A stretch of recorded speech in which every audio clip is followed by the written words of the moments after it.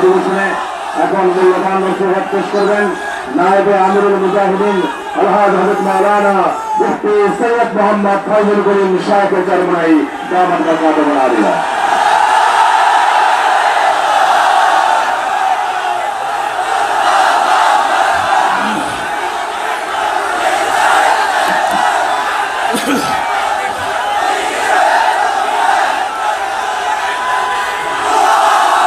আসসালামু আলাইকুম ওয়া রাহমাতুল্লাহি ওয়া বারাকাতুহু।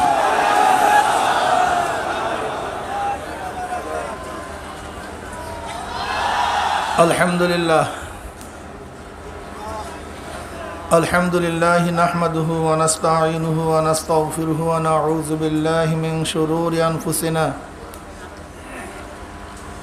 মান ইয়াহদিল্লাহু ফালা মুদিল্লা লাহু ওয়া মান ইউদ্লিলহু ফালা হাদিয়া লাহু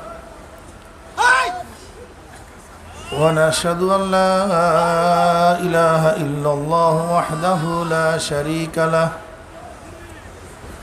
ونشهد أن محمدا عبده ورسوله أما بعد فأعوذ بالله من الشيطان الرجيم بسم الله الرحمن الرحيم يا أيها الذين آمنوا صلوا عليه وسلموا تسليما اللهم صل على سيدنا ونبينا وشفيعنا وحبيبنا مولانا محمد صلى الله عليه وعلى آله وأصحابه وبارك وسلم اللهم صل على سيدنا ونبينا وحبيبنا مولانا محمد صلى الله عليه وعلى آله وأصحابه وبارك وسلم أعوذ بالله من الشيطان الرجيم بسم الله الرحمن الرحيم ثم جعلناك على شريعة من الأمر فاتبعها ولا تتبع أهواء الذين لا يعلمون صدق الله مولانا العظيم وصدق رسول النبي الكريم আল্লাহ পাকের বান্দা জনাব মুহাম্মদুর রাসূলুল্লাহ সাল্লাল্লাহু আলাইহি ওয়াসাল্লামের উম্মতগণ, আল্লাহ পাক রব্বুল আলামিন আপনাকে আমাকে দুনিয়ার সমস্ত ফিতনা ফাসাদ থেকে পরিত্রাণ দিয়ে এই দুর্যোগপূর্ণ আবহাওয়ার মধ্যেও ভাবছিলাম মাহফিল হবেই না, এরপর আল্লাহ পাক রব্বুল আলামিনের ফয়সালা অনুযায়ী সুন্দর এক পরিবেশের ব্যবস্থা করে দিয়েছেন, আসার তৌফিক দান করছেন। এর জন্য শুকরিয়া দান সবাই বলে আলহামদুলিল্লাহ।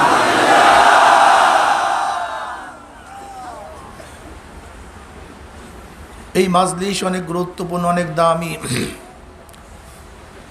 এই মাস অগ্রহায়ণ মাস, যেই মাসে আমাদের শায়খ মুর্শিদ নব্বরাল্লাহু মারকাদাহু দুনিয়ার থেকে বিদায় হয়ে গেছেন। ইতিমধ্যে আমাদের থেকে বহু সাথীরা বিদায় হয়ে গেছেন, কিন্তু আল্লাহ পাক আজও পর্যন্ত আপনাকে আমাকে হায়াতে রেখেছেন। অনেক সাথী তো হায়াত অবস্থা আছে, আসতে পারেন অসুস্থ, দুনিয়ার বহু ঝামেলার মধ্যে, কিন্তু আল্লাহ পাক রব্বুল আলামিন আপনাকে আমাকে সুস্থ রেখে ঝামেলার থেকে মুক্তি দিয়ে এই মাজলিসকে আমাদের শায়খরা ব্যাটারির চার্জের মাজলিস বলতেন। যেরকম ব্যাটারি মাঝে মাঝে চার্জ দিতে হয়, মাঝে মাঝে চার্জ দিতে হয়, চরমনায় দুই মাহফিলকে সেই চার্জের সাথে তুলনা করছে। দীর্ঘদিন পর্যন্ত বাড়িতে বিভিন্ন জায়গায় কাজে কর্মে ব্যস্ত থাকার কারণে চার্জ কমে যায়, ঈমান এবং আমলের চার্জ। আবার চরমনাইয়ের ময়দানে কিছুদিন থেকে পরিপূর্ণ চার্জ দিয়ে আবার বাড়িতে আমরা ফিরে যাই।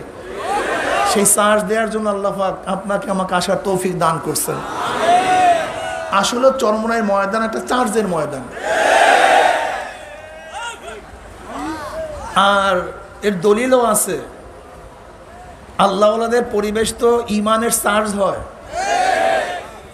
হানজালা রাদিয়াল্লাহু তাআলা আনহুর মাশহুর ঘটনা আমরা সবাই জানি। হযরত হানজালা রাদিয়াল্লাহু তাআলা আনহু জনাব মুহাম্মদ রাসূলুল্লাহ সাল্লাল্লাহু আলাইহি ওয়াসাল্লামের মাজলিসে ছিলেন।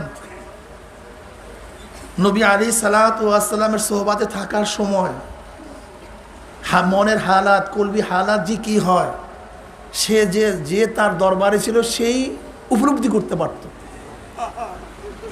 হানজালা রাদিয়াল্লাহু তাআলা আনহু নবী আলাইহিস সালাতু ওয়াস সালাম সোহবাতে ছিলেন, তার মাজলিসে ছিলেন। নবী আলাইহিস সালাতু ওয়াস সালামের বয়ান শুনছেন, জান্নাত জাহান্নামের আলোচনা শুনছেন। তাই নবী আলাইহিস সালাতু ওয়াস সালামের জবানের আলোচনার অবস্থাটা কি হয়? মনে হয় জান্নাত দেখতেছি, জাহান্নামে পড়ে গেছি, এই অবস্থা। হানজালা রাদিয়াল্লাহু তাআলা আনহু বাড়িতে গেলেন। বিবি, বাল বাচ্চা, সংসার, ব্যবসা বাণিজ্য, এই ঝামেলার মধ্যে মত্ত হওয়ার পরে নবী আলাইহিস সালাতু ওয়াস সালামের দরবারে যে হালাত ছিল, যে অবস্থা ছিল, সেই অবস্থার পরিবর্তন চলে আসছে।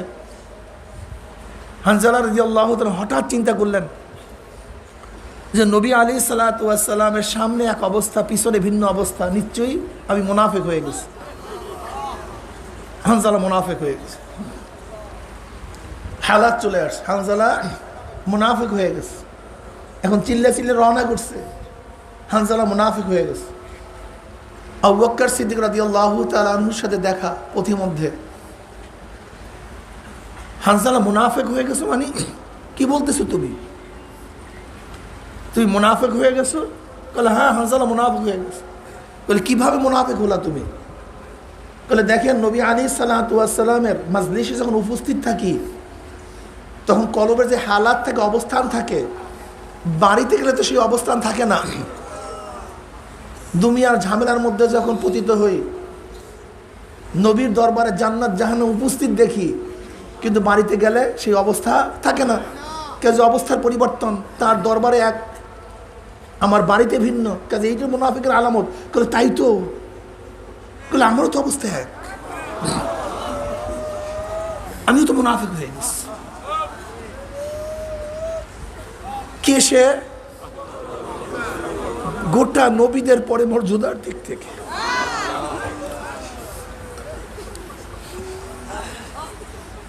গোটা নবীদের পরে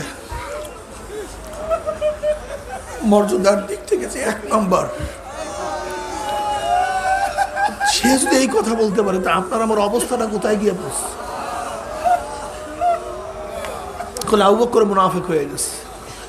ভাই তুমি ঠিকই বলছ, আমার তো একই অবস্থা। নবীর দরবারে থাকলে যে হালাত, বাইরে গেলে সে হালাত থাকে না।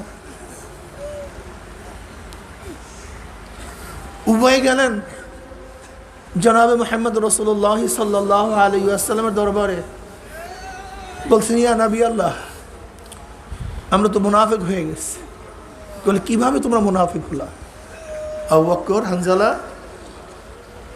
বলে ইয়া নবী আল্লাহ, ইয়া রাসূলুল্লাহ, আপনার দরবারে থাকলে, আপনার বয়ান শুনলে, আপনার আলোচনা শুনলে, আপনার মাজলিসে বসলে কলবের যে অবস্থা থাকে, বাড়িতে গেলে অবস্থা থাকে না, পরিবর্তন হয়ে যায়।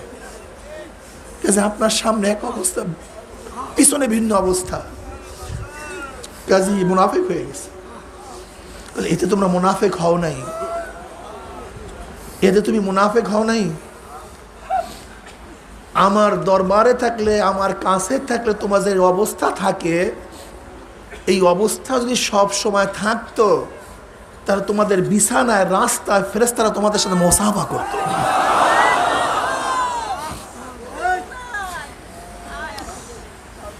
হুমুল জুলাসা উলা ইয়াশকা জালিসুহুম। আল্লাহওয়ালাদের মাজলিস এমন এক মাজলিস, এমন দামি মাজলিস, আমার কাছে দামি আতর কেনার পয়সা নেই, লাগাবার শক্তি নেই, সে উপযুক্ত আমি নই। এত দামি আতর কিনবো কিভাবে? 1 আউন্সের আতরের দাম 7 লক্ষ টাকা, 6 লক্ষ টাকা, 5 লক্ষ টাকা। আমি কিনে তো এই সুবাস ব্যবহার করতে পারবো না, এই সুবাস আমার নাকের মধ্যে নিতে পারবো না। কিন্তু নিব কিভাবে? তোমার কাছে টাকা নেই, কেনার যোগ্যতা তোমার মধ্যে নাই, কিন্তু যে আতর লাগাইছে, যার মধ্যে কেনার যোগ্যতা আছে, তার কাছে গেলে তুমি অটোমেটিক মাগনা সেই ঘ্রাণ পেয়ে যাবা।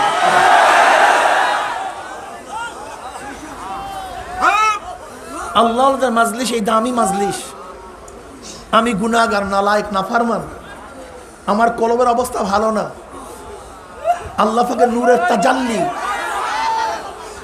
আল্লাহ পাকের মারিফাত, আল্লাহ পাকের হাকিকত বোঝার মতো ক্ষমতা আমার মধ্যে নাই, সেই শক্তি আমার মধ্যে নাই। আমি গুনাহগার, নাফরমান, কিন্তু আল্লাহ ওয়ালার সোহবাতে যদি থাকি, তাদের কাছে যদি যাই, ওই ঘেরানের মাজলিসে যদি বসি, তাহলে আল্লাহ পাক রব্বুল আলামিনের ফজল ও করমে তাদের উপর যখন রহমত নাজিল করবেন, আপনাকে আমাকে মাহরুম করবেন না। আল্লাহ পাক রব্বুল আলামিন ওই রহমতের কিছু অংশ আপনাকে আমাকে উপর দান করবেন। এর জন্য চার্জের মাজলিস, এখানে চার্জ হয়। আসলেও আমি বাস্তব অভিজ্ঞতা থেকে বলছি, যখন বিভিন্ন জায়গায় মাহফিলে যাই, মুজাহিদরা আসে, বিভিন্ন ধরনের মুজাহিদরা আসে, কিন্তু যেই সমস্ত মুজাহিদরা বলে হুজুর আজকে এত বছর পর্যন্ত চরমনায় যাই, এক মাহফিলও সারি না, আমি তাদের চেহারার দিকে তাকাই, এবং যারা আসে আসে না তাদের চেহারার দিকে তাকাই, far far difference, far far difference. আজকেও এক ভাই দেখা করার সময় বলছে যে 65 সনে এক মুজাহিদ আসছে চরমনাইতে। 65 সনে কোনো মাহফিল কাজা হইতো না, এই মাহফিলের কিছুদিন আগে দুনিয়ার থেকে বিদায় হয়ে গেছে। মুগদান আমাদের এক মুজাহিদ। এরকম হাজারো মুজাহিদরা আছে যারা এক মাহফিলও ছাড়ে না, কেন তাদের চার্জের প্রয়োজন হয়, তারা চার্জ দেয়। যেই ব্যাটারির পরীক্ষা করার যন্ত্র আছে, সেই ব্যাটারি তো চার্জ দিবে, আর যেই ব্যাটারির চার্জ পরীক্ষা করার যন্ত্র নাই, সেই ব্যাটারির চার্জ নিবে কিভাবে? যাদের কলবের খেয়াল আছে তারা তো চার্জ গ্রহণ করবে, আর যাদের কলবের খেয়ালই নাই, চার্জ আছে কি নাই এ চিন্তা তোয়াক্কাও তারা করে না।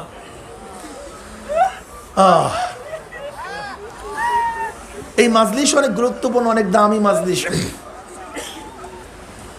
আমার দাদা আজম রহমতুল্লাহ আলাই, আব্বাজান রহমতুল্লাহ আলাই 3 দিনের মাহফিলে সাধারণত 3 ধরনের বয়ান করতেন। সাধারণত প্রথম দিন ইলমে মারিফাতের বয়ান বেশি করতেন, দ্বিতীয় দিন ইলমে শরিয়াত সম্পর্কে বেশি বয়ান করতেন, তৃতীয় দিন মাদ্রাসা সংক্রান্ত বিষয়, চতুর্থ দিন ফজরের পরে সাধারণত তাজকিয়া সম্পর্কে বেশি আলোচনা করতেন।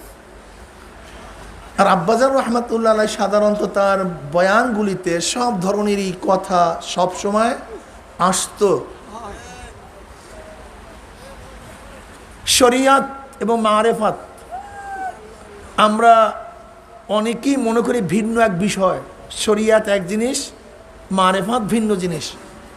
এর জন্য দেখবেন আমাদের মধ্যে কিছু নালায়েক জাহেল আছে যারা তো বলেই ফেলে আমরা মারিফাত মানি, শরিয়াত মানি না, বলেই ফেলে। এবং তারা বলে আমরা তরিকাতপন্থী, আমরা শরিয়াতপন্থী নই। জাহিরি এলেমের ধারক বাহক আলেমরা, আর আমরা মারিফাতপন্থীরা বাতিনি এলেমের ধারক বাহক। এই বিভিন্ন কিসসা কাহিনী তারা বলে, অথচ আল্লাহ পাক রব্বুল আলামিন কালামে পাকের মধ্যে ফরমান সুম্মা জাআলনাকা আলা শরিয়াতিন মিনাল আমর ফাত্তাবি'হা ওয়ালা তাত্তাবি'হু আল্লাযীনা লা ইয়ালামুন। হে আমার নবী, আমি আপনাকে যে শরিয়াতের প্রতিষ্ঠিত করেছি, ফাত্তাবি'হা, ওই শরিয়াতের অনুসরণ অনুকরণ করুন। কাকে নির্দেশ করেছেন? খোদ আল্লাহ নবীকে আল্লাহ পাক বলেন সুম্মা জাআলনাকা আলা শরিয়াতিন মিনাল আমর আই মিনাদ দ্বীন দ্বীনের মধ্য থেকে যে শরিয়াতের উপর আপনাকে প্রতিষ্ঠিত করেছে ফাত্তাবিহা, ওই শরিয়াতের অনুকরণ করুন। জাহেল মূর্খ যারা নিজেদের নফস অনুযায়ী কথা বলে, খেয়াল খুশি অনুযায়ী কথা বলে, শরিয়াতের পাবন্দি করে না, ধার ধরে না, ওই সমস্ত মূর্খ জাহেলদের যারা শয়তানের নফস অনুযায়ী কাজ করে, খেয়াল খুশি কাজ করে, চলাফেরা করে, তাদের ইত্তেবা অনুসরণ আপনি করিয়েন না। শরিয়াত শব্দের অর্থ কি? রাস্তা। শরিয়াত শব্দের অর্থ কি? রাস্তা, কানুন, পদ্ধতি, নিয়ম, আইন। শরিয়াতকে রাস্তা কেন বলা হয়? যেরকম তরিকে আম, প্রশস্ত রাস্তায় যদি উপরে ওঠেন, যে রাস্তা কোথার? মক্কার রাস্তা। যদি মক্কার পথ আপনি ধরেন, রাস্তায় আপনাকে মক্কায় পুষাইয়া দেবে, রাস্তায় আপনাকে মক্কায় পুষাইয়া দেবে। ডাইনে বামে তাকাবার প্রয়োজন নাই। কি আপনি মাইকে শোনেন না? দেখেন মাঝখানে মাইক বন্ধ হয়েছে। রাস্তায় আপনাকে মক্কায় পুষাইয়া দিবে। মদিনার পথ ধরলে রাস্তা আপনাকে মদিনায় পুষাইয়া দিবে। আমেরিকার পথ ধরলে আমেরিকায় রাস্তায় পুষাইয়া দিবে। ঠিক শরিয়াতের পথে উঠলে শরিয়াত আপনাকে জান্নাতে পুষাইয়া দিবে। এই জন্য শরিয়াতকে শরিয়াত বলা হয়। তরিকা আম, ভাঙ্গা নাই, কাঁটা নাই, ভেজাল নাই, কিচ্ছু নাই। শরিয়াতের রাস্তায় উঠবেন, এই শরিয়াতের গাড়িতে চলবেন, শরিয়াতের গাড়ি আপনাকে জান্নাতে পৌঁছায় দেবে।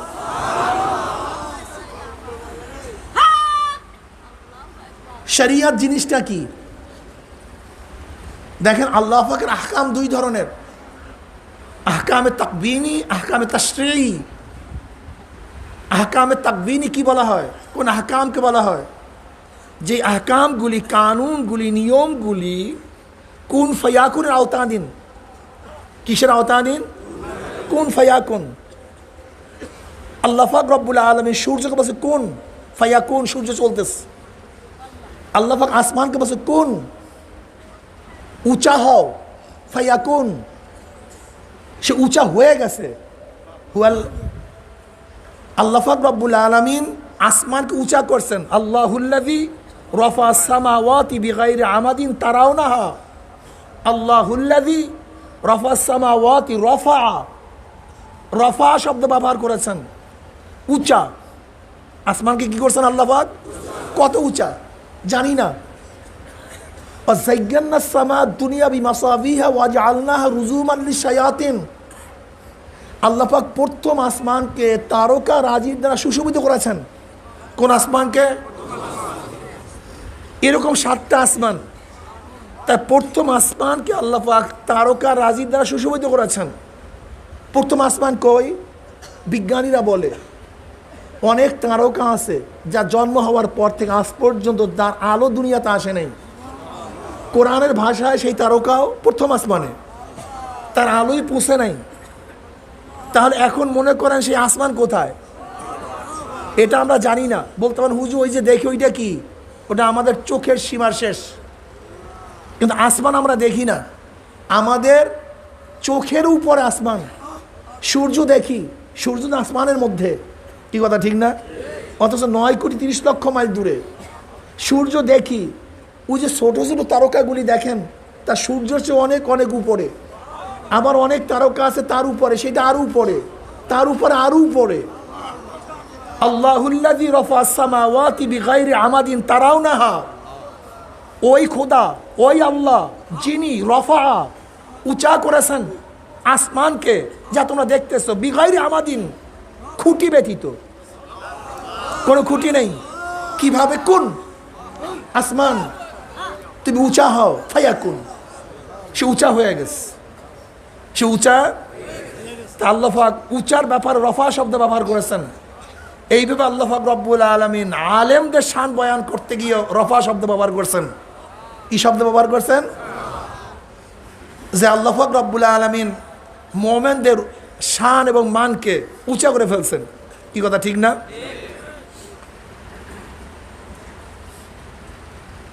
আল্লাহ পাক পানিকে বলছেন পানি জারি হও, পানি জারি হয়ে গেছে। ইয়ারফাইল্লাহুল্লাযীনা আমানু মিনকুম ওয়াল্লাযীনা উতুল ইলমা দারাজাত, ইয়ারফাইল্লাহুল্লাযীনা আমানু মিনকুম ওয়াল্লাযীনা উতুল ইলমা দারাজাত। যাদেরকে আল্লাহ পাক ইলম দান করছেন, আল্লাহ পাক তাদের দরজা এবং মর্তবাকে উঁচা করে ফেলছেন। পানিকে আল্লাহ পাক বলছে কোন জারি হও, ফায়াকুন, পানি জারি হইতেছিল। আজ পর্যন্ত চলছে, কিয়ামত পর্যন্ত চলতে থাকবে। যেখানে বন্ধের ইশারা আছে সেখানে বন্ধ থাকবে, কিন্তু যেখানে বন্ধের ইশারা নাই সেখানে কেউ বন্ধ করতে পারবেন না। এর জন্যই নীল নদের পানি যখন জারি বন্ধ ছিল, ওখানে রুসুম ছিল, কোনো এক সুন্দরী মেয়েকে বলি দিতে হইতো। ওমর ইবনে খাত্তাব রাদিয়াল্লাহু জামানায় এই কাজ কিভাবে করবে মুসলমানরা? ওমর ইবনে খাত্তাবকে চিঠি লেখা হইল যে একজন নারীকে হত্যা করতে হবে। দেখে ডাইরেক্ট শরিয়াতের খেলাফ, এটা হয় কিভাবে? অথচ পানি ছাড়া মিশরের কোনো ফসল হবে না, বিশাল মুসিবত। ওমর ইবনে খাত্তাব রাদিয়াল্লাহু তাআলা আনহু নদীকে চিঠি লিখলেন। কাকে চিঠি লিখলেন? নদীকে চিঠি লিখলেন যে আল্লাহর হুকুমে জারি হও, জারি হয়ে যাও।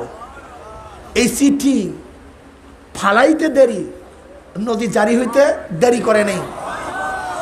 যাই হোক, এগুলো হলো আওয়ামের তাকবীনের আওতাদিন, আওয়ামের তাশরিঈ বা তাকলিফি। যেই আহকামগুলি আল্লাহ পাক রব্বুল আলামিন নবীদের মাধ্যমে তার বান্দাদের উপর নাজিল করেন, বান্দা ইচ্ছা করলে আহকামগুলি পালন করতেও পারে, নাও করতে পারে। পালনীয় আহকামগুলি যদি পালন করে আর বর্জনীয় আহকামগুলি, হুকুমগুলি যদি বর্জন করে, বান্দা মোমেন, মুত্তাকিন, আবিদিন, সালিহিন, কানিতিন, বিভিন্ন আওসা গুণে গুণান্বিত হয়ে যায়, বান্দা জান্নাতে চলে যায়। আর পালনীয় আহকামগুলি যদি পালন না করে, বর্জনীয় আহকামগুলি যদি বর্জন না করে, বান্দা কাফের, মুশরিক, মুনাফিক, জালেম, ফাসিক, বিভিন্ন গুণে গুণান্বিত হয়ে বান্দা জাহান্নামে চলে যায়। একে বলা হয় আওয়ামের তাশরিঈ, শরিয়ত। শরিয়ত, এই শরিয়তের তিনটা সাইড, তিনটা দিক। কয়টা দিক ভাই? জোরে বলেন। তিনটা দিক আছে। বিশ্বাসের সাথে আকীদার সাথে সম্পৃক্ত ইলমকে ইলমুল আকায়েদ বলা হয়। বাতিনি আমলের সাথে সম্পৃক্ত ইলমকে ইলমুত তাসাউফ বলা হয়। বাহ্যিক আমলের সাথে সম্পৃক্ত ইলমকে ইলমুল ফিকহ বলা হয়। সবই শরীয়তের অংশ, শরীয়তের বাহিরে না। আমি মানুষ, বাস এক কথায় মানুষ। যখন বিশ্লেষণ করবেন তখন একটা শরীর, একটা রূপ, কিন্তু সবই কিন্তু মানুষের সমষ্টি, অংশ। যদি মানুষের বিশ্লেষণ করেন তখন হাত, পা, চক্ষু, জবান কিছু মানুষ থেকে খালি না, পার্থক্য না। ঠিক তদ্রূপ ইলমে ফিকহ, ইলমে তাসাউফ, ইলমে মারিফাত সবই শরীয়তের অংশ। যখন ব্যাখ্যা করি তখন একটাকে মারিফাত বলি, একটাকে শরীয়ত বলি, কিন্তু সবই শরীয়তেরই অংশ। এটা মনে রাখতে হবে। এর জন্যই ইমাম আজম আবু হানিফা রাহমাতুল্লাহ আলাইহির কাছে যখন ফিকহর তারিফ বা ফিকহর তারিফ কি, ফিকহ কাকে বলা হয়, এই প্রশ্ন করা হয়েছে, তখন কি বলছেন? মারিফাতুন নফস মা লাহা ওয়া মা আলাইহা। মারিফাতুন নফস, অন্তর উপকার হবে, অন্তরের, কলবের, নিজের পরিচয় লাভ করা যে উপকার হবে, এই সব কিছু জানা, মানা, তার নামই ফিকহ। তার নামই কি? ফিকহ। মানুষের উপকার হবে। কিসের দ্বারা উপকার হবে? শরীয়ত মানলে। শরীয়ত কি জিনিস? দুইটা জিনিসের নাম, বাহ্যিক এবং ভিতরগত। আমি মানুষ, দুই জিনিসের নাম মানুষ, শরীর, রূহ। ঠিক প্রত্যেক ইবাদতের দুইটা সাইড আছে, একটা বাহ্যিক আর একটা কি ভিতরগত, ঠিক না? বাতেন, যাকে আমরা ইলমে বাতেন বলি, ইলমে মারিফাত বলি। তাহলে দেখেন শরীয়তের তিনটা সাইড হয়ে গেল। আর এই শরীয়তের চলার জন্য, শরীয়তের উপরে চলার জন্য যে পদ্ধতি, প্রক্রিয়া, পন্থা আবিষ্কার করা হয় তাকে বলে তরিকাত। কি বলা হয় ভাই? এই যে তরিকা, তরিকা শোনেন না, তরিকা জিনিসটা কি? তরিকা মানেও রাস্তা, পন্থা। তরিকা আবিষ্কার কেন করছি? শরীয়তের উপরে চলার জন্য যেই পদ্ধতি, পন্থা, প্রক্রিয়া আবিষ্কার করা তাকে বলা হয় তরিকত, তাকে বলা হয়। যেমন এলমের দিন শিক্ষা গ্রহণ করার জন্য যেই পদ্ধতি, প্রক্রিয়া আবিষ্কার করা তাকে বলে মাদ্রাসা। মাদ্রাসা জিনিসটা কি? বিল্ডিংয়ের নাম তো মাদ্রাসা না, বিল্ডিংয়ের নাম মাদ্রাসা না। মাদ্রাসা কি জিনিস? যেখানে কোরআন ও হাদিস শিক্ষা গ্রহণ করা যায়, কোরআন ও হাদিস শিক্ষা দেওয়া হয়, সেই জায়গা কি বলা হয়? এটা মুহাবারা, এটা পরিভাষা। কি কথা ঠিক না? ঠিক তদ্রূপ শরীয়তে চলার জন্য যেই পদ্ধতি, পন্থা, প্রক্রিয়া আবিষ্কার করা হয় তাকে কি বলা হয় ভাই? তরিকা। তরিকা, তাকে তরিকা বলা হয়। যদি তরিকা বেদাত হয় তার মাদ্রাসা কি হবে? একই তো কাজ। মাদ্রাসার মধ্যে যদি ক্লাসের তফকা থাকে, প্রথম, দ্বিতীয়, তৃতীয়, চতুর্থ, এই যদি বেদাত না হয়, তা তরিকাতপন্থীরা শরীয়তে চলার জন্য যে সবকের পদ্ধতি করছে, 1 সবক, 2 সবক, 3 সবক, যদি মাদ্রাসার আউয়াল class, Sunny class, Salles class বেদাত না হয়, তা তরিকাতপন্থীরা তাদের কলবি এবং আমলি তারাক্কির জন্য যে ক্লাসগুলি খুলছে, 1 সবক, 2 সবক, 3 সবক, সেগুলি বেদাত হবে কেন? যদি ওইটাও বেদাত হয় তো এইটাও কি হবে? বেদাত হবে। যদি জাহিরে এলেম শিক্ষা গ্রহণ করার জন্য মাদ্রাসা বেদাত না হয়, তা তরিকা বেদাত হবে কেন? দেখেন, বাহ্যিক এলেম শিক্ষা দেওয়ার জন্য উস্তাদ ছাত্রদের জন্য বিভিন্ন পদ্ধতি, পন্থা আবিষ্কার করে, যেগুলি সরাসরি কোরআন হাদিসের মধ্যে নেই। 7 ক্লাস, 6 ক্লাস, এত সময় ঘন্টা, এত পরীক্ষা, এগুলি কোরআন হাদিসের মধ্যে সরাসরি নাই। এরপরে কোন অক্ষরের কিছু অংশ লেখা, কিছু অংশ বাদ দেয়া, মাঝখানে সংযুক্ত করা, এগুলি কোরআন হাদিসের মধ্যে সরাসরি নাই। উস্তাদ কখনো ছাত্র করে দাঁড়াইয়া পর, একটা উঁচা করে পর, কেতাব নিয়ে পর। আমি দেখছি আমাদের ওখানে হেফজখানা ছিল, আমাদের কুতুবখানায়,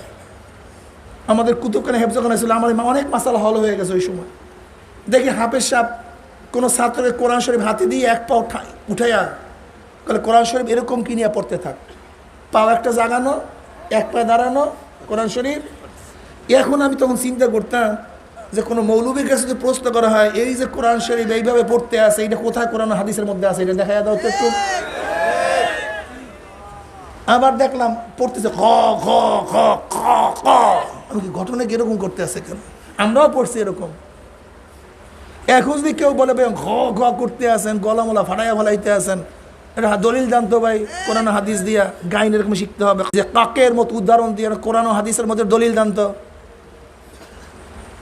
আজ পর্যন্ত কোন লামুজাহাবি বা ওই সমস্ত ঝামেলা সৃষ্টিকারীরা আজ পর্যন্ত মাদ্রাসাকে এই প্রশ্ন করে নাই যে এই পদ্ধতি সরাসরি কোরআন হাদিসের মধ্যে নাই, এই পদ্ধতি কোরআন হাদিসের মধ্যে নাই, এই পদ্ধতি কোরআন হাদিসের মধ্যে নাই। এরকম প্রশ্ন আজ পর্যন্ত করে নাই যে নাদিয়া, নুরানি, বৈজ্ঞানিক পদ্ধতি, এরপরে কেরাতুল কোরআনের পদ্ধতিতে কোরআন শিক্ষা দেওয়া হবে কেন? কোরআন তো এক, হাদিস এক, কেন নাদিয়া পদ্ধতি হবে? কেন নুরানি পদ্ধতি হবে? কেন কোরআন শিক্ষা বোর্ড পদ্ধতি হবে? কেন বৈজ্ঞানিক পদ্ধতি হবে? কোরআন তো এক। এই প্রশ্ন আজ পর্যন্ত কেউ করে নাই। কেন? এই পদ্ধতি কি শিক্ষা দেওয়ার জন্য? জোরে বলেন।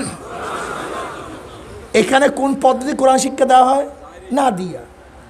এখানে কোন পদ্ধতি কোরআন শিক্ষা দেওয়া হয়? নুরানি। এখানে কোন পদ্ধতি কোরআন শিক্ষা দেওয়া হয়? বৈজ্ঞানিক। এখানে কোন পদ্ধতি কোরআন শিক্ষা দেওয়া হয়? কেরাতুল কোরআন। কোনো ইশকাল নাই। যদি এই প্রশ্ন করা হয় এখানে এলমে মারিফত কোন পদ্ধতি শিক্ষা দেওয়া হয়? চিশতিয়া। এখানে কোন পদ্ধতি সাবরিয়া, এখানে কোন পদ্ধতি মুজাদ্দাদিয়া, তখনই প্রশ্ন করে এটা পাইলেন কই? কি আজীব ব্যাপার। তখনই প্রশ্ন তুলে পাইলেন কই? কোথায় চিশতিয়া আছে, কোথায় সাবরিয়া আছে, 126 তরিকা কোথায় পেলেন আপনারা? হ্যাঁ, কোরআন হাদিসের মধ্যে কি এত তরিকা আছে নাকি?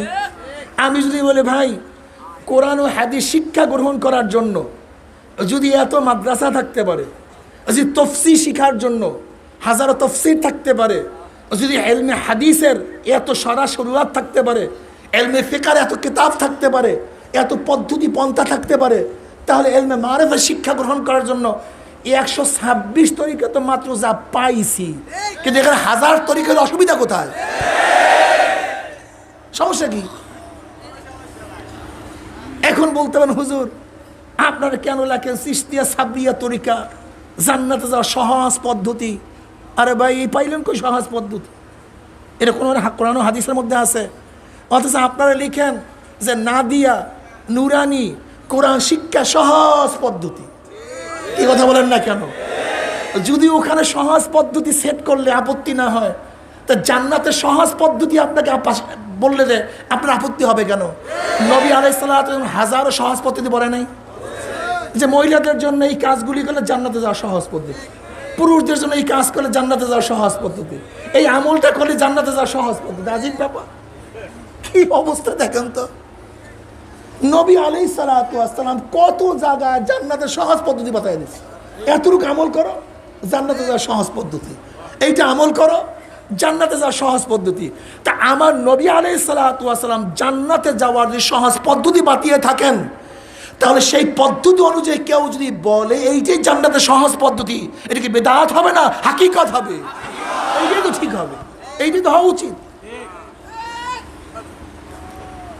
দেখেন আমরা লেখার ব্যাপারে বলি সহজ পদ্ধতি হস্তলিপি শিক্ষা দেওয়া হয়, কোনো আপত্তি নাই। সহজ পদ্ধতি ইংলিশ শিক্ষা দেওয়া হয়, কোনো আপত্তি নাই। সহজ পদ্ধতিতে নাহু শিক্ষা দেওয়া হয়, কোনো আপত্তি নাই। সহজ পদ্ধতি সরফ শিক্ষা দেওয়া হয়, কোনো আপত্তি। যদি বলা হয় সহজ পদ্ধতিতে আমল শিক্ষা দেওয়া হয়, জান্নাতের পথ বাঁধানো হয়, ভাই এটা পাইলেন কই? কি আজীব মানুষ, কথাটা বুঝাতে পারছি? সব মানুষকে গুমরাহ করার চক্রান্ত। তা আমরা কি বলছিলাম যে শরিয়াতের তিনটা বিশ্বাসের সাথে সম্পৃক্ত এলেমকে ইলমুল আকায়েদ ইলমুল কালাম বলা হয়, এবং বাতিনি আমলের সাথে সম্পৃক্ত এলেমকে ইলমে তাসাউফ বলা হয়। ইলমে তাসাউফ এটা আপনারা আমার চরমনের বানানো কোনো কথা না। এই তাসাউফ আজকে আবিষ্কার হয় নাই, এটা আজকের কোনো ঘটনা না। ইমাম মালিক রহমাতুল্লাহ আলাইহির জন্ম 94 হিজরিতে। ইমাম মালিক রহমাতুল্লাহ কি বলছেন? মান তাফাক্কাহা ওয়া লাম ইয়াতাসাওয়াফা ফাকাদ তাফাসসাকা ওয়া মান তাসাওয়াফা ওয়া লাম ইয়াতাফাক্কাহা ফাকাদ তাযান্দাকা ওয়া মান জামা বাইনাহুমা ফাকাদ তাহাক্কাকা। এটা ইমাম মালিক রহমাতুল্লাহ আলাইহির কথা। এখন কেউ যদি আপনারা বলেন যে এটা সর্বনাশ বিশ্বের আবিষ্কার করছে তাসাউফ, আরে বোকা, দেখো তোমাকে বুঝতে হবে আজকে হেদায়েত কিতাব, কানজ কিতাব, যত ফিকার কিতাব, শামি কিতাব বলো, আলমগিরি বলো, দুরুল মুখতার বলো, রদ্দুল মুখতার বলো, এই সবই কোরআন হাদিসের মধ্যে নিয়োজিত ছিল। কি কথা ঠিক না? পরবর্তীতে ওলামায়ে কেরাম সেখান থেকে বের করছে, ঠিক ইলমে মারিফাত, ইলমে তাসাউফ, ইলমে তরিকা, সব কোরআন হাদিসের মধ্যে নিহিত ছিল। পরবর্তী হুকামায়ে কেরাম, মুহাক্কিকিন কেরাম, যারা জান্নাতের পথ দেখাবার জন্য সবসময় পাগল হয়ে থাকতেন, কিভাবে মানুষকে হেদায়েত করা যায়, তারা বিভিন্ন কোরআন ও হাদিস থেকে খুব ভালো মতো বাঁচিয়া ফিকির করিয়া মানুষদের জন্য সহজ পদ্ধতি বাতায় দিয়েছে। তোরা এই পথে চল, এটা সহজ পথ, এখানে উঠবি আলহামদুলিল্লাহ বিনা বাধায় জান্নাতে চলে যাবে। যেরকম আমাদের ওলামায়ে কেরাম নামাজের এক জায়গায় নামাজের কোনো মাসালা কোথায় পাবেন না, এক আয়াতের মধ্যে নামাজের কোনো মাসালা কেউ পাবেন না। এমনকি এক হাদিসের গ্রন্থের মধ্যেও নামাজের কোনো মাসালা পাওয়া যাবে না। আমাদের ফকির কেরাম কি করছেন? সমস্ত কোরআন ও হাদিস থেকে ভালো মতো গবেষণা করে এক জায়গায় জমা করে দিয়েছেন যে এই পদ্ধতি নামাজ পড়ো। এর জন্য আপনারা যারা আছেন, কোথায় নামাজের মাসালা পাওয়া গেছে, কোন আয়াতে, কোন হাদিস আপনারা জানেন না, কিন্তু আলহামদুলিল্লাহ সবাই নামাজ পড়তেছেন। এটা আমাদের ফোকায়ে কেরামের অবদান, তাদের কোশেষ, তাদের সাধনার কারণে আমাদের জন্য আমল সহজ হয়ে গেছে। ঠিক তদ্রুপ কলবের অবস্থান, ইলমে মারিফাতের অবস্থান কোরআন হাদিসের মধ্যে তো আছে, কিন্তু বেছে বেছে বের করা আমাদের জন্য খুবই কঠিন হয়ে যেত। হুকামায়ে কেরাম যারা ইলমে তাসাউফের ইমাম ছিলেন তারা সেখান থেকে বেছে বেছে আমাদের জন্য সহজ করে দিচ্ছে, তোরা এইভাবে চল, তাহলে জান্নাতে যাওয়ার পথ সহজ হয়ে যাবে। এটা তারিফ করা উচিত ছিল, বদনাম করতেছেন আপনি।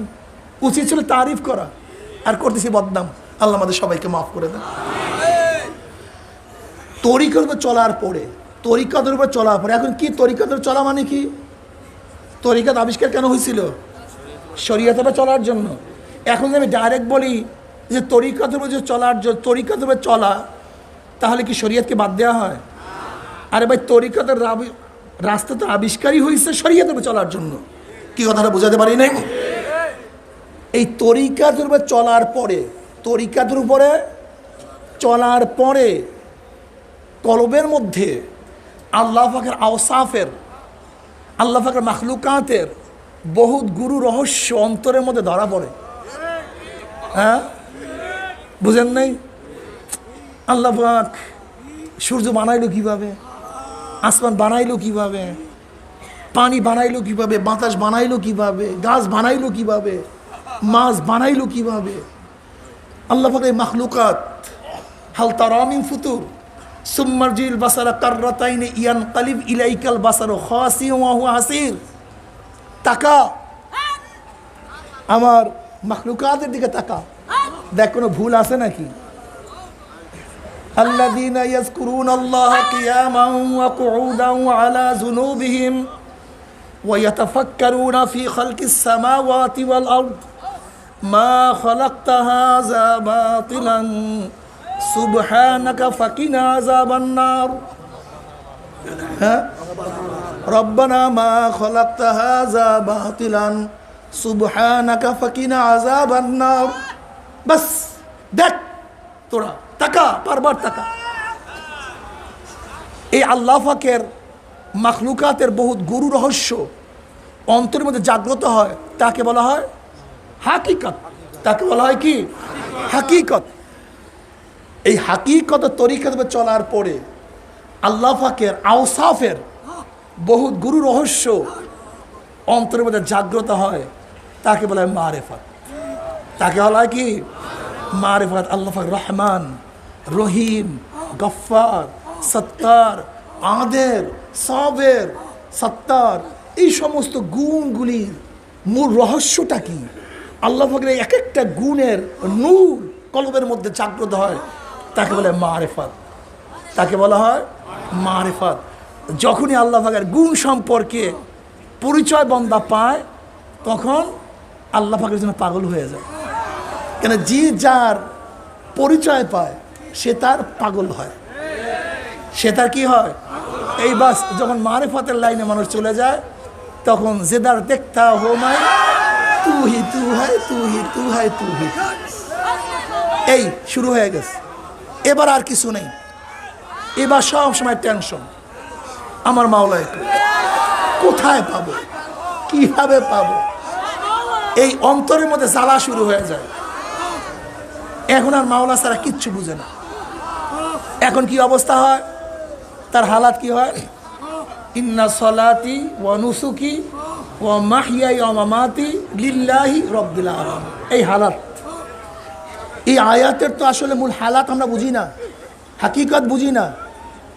ইন্না সলাতি ওয়া নুসুকি ওয়া মাহইয়াই ওয়া মামাতি লিল্লাহি রাব্বিল আলামিন। আর লাগে কিছু? আর কিছু লাগে?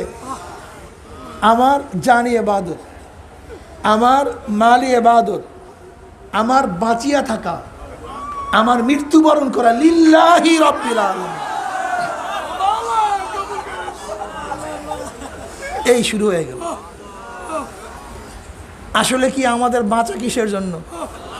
কই, আমরা তো ব্যবসার জন্য বাঁচতে চাই। আমার বাঁচা কিসের জন্য? আমি বড় আলেম এর জন্য বাঁচতে চাই। আমার বাঁচা কিসের জন্য? টাকা কামাই করবার জন্য বাঁচতে চাই। আমার বাঁচা কিসের জন্য? আমি চেয়ারম্যান হবে এর জন্য বাঁচতে চাই। আমি বাঁচতে কেন চাই? বিবাহ করব। আমি কেন বাঁচতে চাই? আমার বাচ্চাদেরকে ভরণ পোষণ কে করবে, কে দেখবে? আমি বাঁচতে চাই জমি কিনবো, আমি বাঁচতে চাই বিল্ডিং করব। কিন্তু আল্লাহ কি বলছে? লিল্লাহি রাব্বিল আলামিন।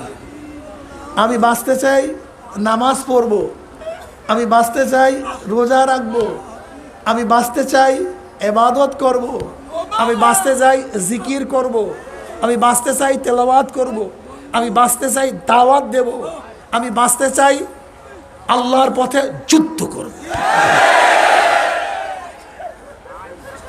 আমি মরতে চাই শহীদ হব, আমি মরতে চাই মাওলার সান্নিধ্য লাভ করব। এর জন্য লিল্লাহি রাব্বিল আলামিন নেই, কিন্তু যখন ইলমে মারিফাতের দরজা চলে যাবেন তখন দেখবেন সব মাওলা, সব। অবস্থাটা কেমন? দুই বন্ধু একই সাথে এক শায়েখ কাছে বয়াত হয়েছে। এক বন্ধু ছিল বিকলাঙ্গ, হাঁটতে পারত না, আর এক বন্ধু ভালো। তা যেই বন্ধু বিকলাঙ্গ সে অনাহার, সে কাশফের মাধ্যমে জানতে পারছে তার আর এক বন্ধু উপবাস অনাহার অবস্থা আছে, কিন্তু সে তো আর হাঁটতে পারে না। তার স্ত্রীকে বলছে, স্ত্রী যাও, আমার বন্ধু আজকে 3 দিন পর্যন্ত উপবাস অবস্থা আছে, তুমি তার কাছে গিয়ে খানা পৌঁছায় দিয়ে আসো। এখন স্ত্রী বলছে আমি নদী পার হবে কিভাবে? যেমন বিশ্বাসের নদী, উপরে বন্ধুর বাড়ি, এপারে আর এক বন্ধুর বাড়ি। যে ব্যক্তি খোড়া, হাঁটতে পারে না, তার বাড়ি এপারে। এখন স্ত্রী বলছে আমি উপরে যাবো কিভাবে, খেয়া তো নেই। তাহলে যাও, নদীর পাড়ে গিয়ে বলো মাওলা হ্যাঁ তুমি তোমার ওই বন্ধুর উসিলায় নদী পার করে দাও যে 40 বছর পর্যন্ত স্ত্রী ব্যবহার করে না, 40 বছর পর্যন্ত স্ত্রী ব্যবহার করে না। এখন স্ত্রী আমার স্বামী মিথ্যা কথা বললো কিভাবে? সে আমার স্বামী, আমি তার স্ত্রী, সে আমাকে ব্যবহার করে কি করে না সেও জানে, আমিও জানি। তার ঘরে কত বাচ্চা কাচ্চা, অথচ বলতেছে 40 বছর পর স্ত্রী ব্যবহার করে না। কিন্তু স্ত্রীর আকীদা, বিশ্বাস ছিল সে আমার স্বামী ওলি, খাস আল্লাহর বান্দা। এই যে বেদে মারেফাত, এই বেদে মারেফাত নিয়ে যারা ইশকাল তুলে, আমি তাদেরকে প্রশ্ন করতে চাই, ভাই নামই তো ভেদে মারেফাত, মারেফাতের ভেদ। তুমি এই রাস্তারই লোক না, এই রাস্তার সাথে তোমার কোনো পরিচয় নাই। সেদিকে আগে এসপি সাহেব আসছে, বলে হুজুর ভেদে মারেফাত কেতাবটা আছে, বলে আমি তো আছে তো।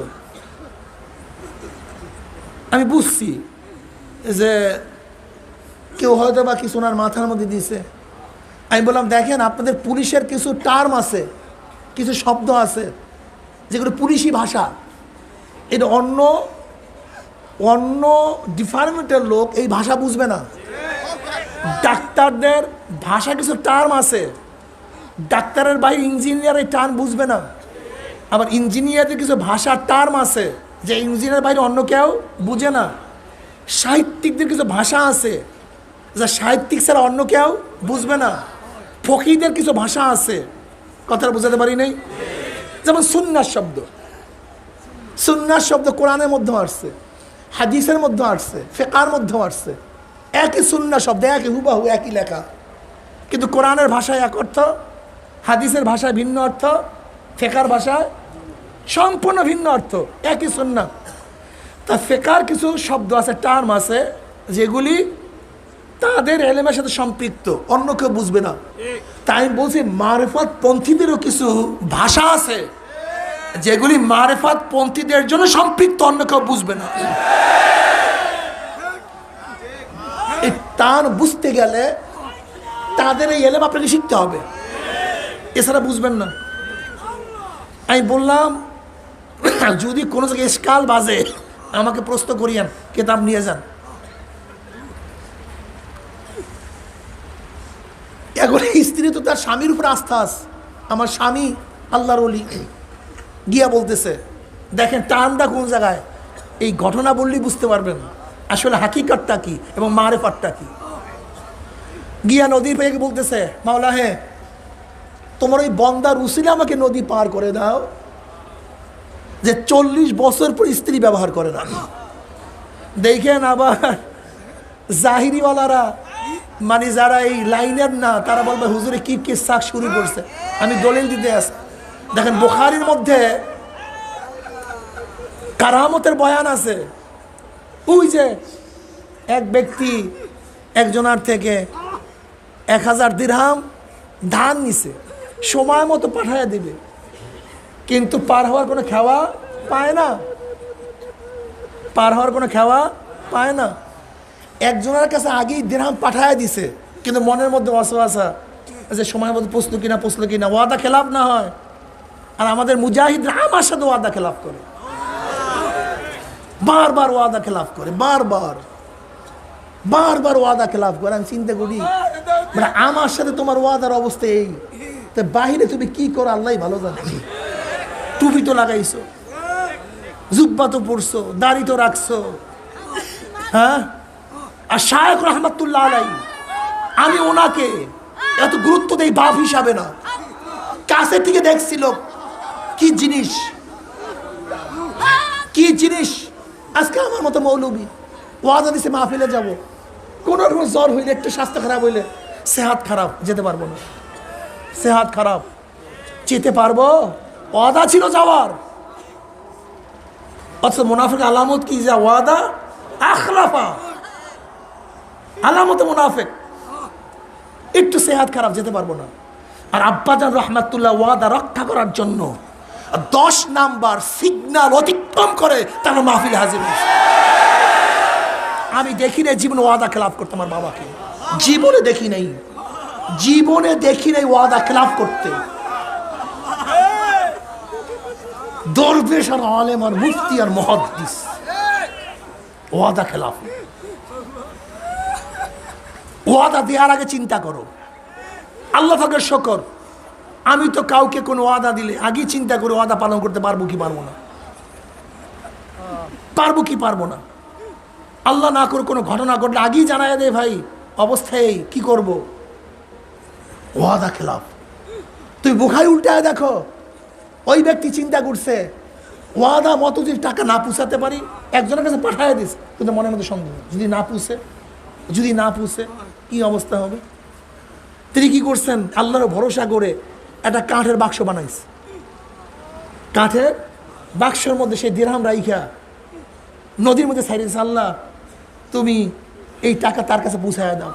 হাদিসের মধ্যে আসছে পানি উল্টা দিকে বাক্স আস্তে আস্তে তার দিকে চলতেছিল। বুখারী নয়, তুমি এই পানি ওই বেচারার জন্য অনুগত্য করে দিছে। আল্লাহ পাক তো ওই দান, যে ব্যক্তি ঋণ নিছে, দাইন ছিল, সে ব্যক্তি ঋণকে পরিশোধ করার জন্য আল্লাহ পাক রব্বুল আলামিন পানিকে তার অনুকূল করে দিচ্ছে। এ কোনো ব্যাপার মাওলার জন্য বেটা, এ তো কোন ফায়া কোন আওতায়। আমরা কোনো ঘটনা বয়ান করলে হুজুরা কোথা থেকে কেটসা কাহিনী বাড়ি করে। সেদিকে চিটাং গেলাম, 2 জন আলেম আসছে, আইসে ওই কথাবার্তা অনেকক্ষণ পড়ার পর সুবিধা পায় না, সুবিধা না পাইয়া এখন কয় আমি চরমনের দাওয়াত দিলাম, তাহলে হুজুর বাঁশের মধ্যে কি ওঠে এখনো, একটু তাসিল করার জন্য। আমি বলে ভাই পাহাড় তো পায় না, এর জন্য বাঁশে ওঠে, পাহাড় পাইলে পাহাড়ে উঠতে। জবাবটা আপনার বুঝেন নাই, জবাবটা আপনার বুঝেন নাই, যে এই কথা বলছি এখন থম খেয়ে গেছে। আমি বলি ভাই আপনিও বুঝেন নাই। জনাব মুহাম্মদ রাসূলুল্লাহ সাল্লাল্লাহু আলাইহি ওয়াসাল্লামের উপরে যখন ওহী বন্ধ হয়ে গেছে, যখন ওহী বিরহ বেদনায় জনাব মুহাম্মদ রাসূলুল্লাহ সাল্লাল্লাহু আলাইহি বারবার পাহাড়ের উপরে উঠছেন, বারবার, একবার দুইবার না, বারবার। বুখারীর মধ্যে রওয়ায়াত আছে। আগের মাহফিলে বলছিলাম, কাজে ওদিকে যাব না, তাই আমি এর জন্য তাকে বললাম যে দেখো, ইশক এবং মুহাব্বত, বিরহ বেদনা, এটা তোমার মধ্যে নাই, তুমি বুঝবা না ভাই। তাই নবী আলাইহিস সালাতু ওয়াস সালামের কাছে কি ছিল ভাই? পাহাড় ছিল, এই জন্য কোথায় উঠছে? আর আমাদের এখানে বাস আছে, তার জন্য বাসে ওঠে। একেবারে চুপচাপ হয়ে রয়েছে, আর কোনো কথাবার্তা কয় না।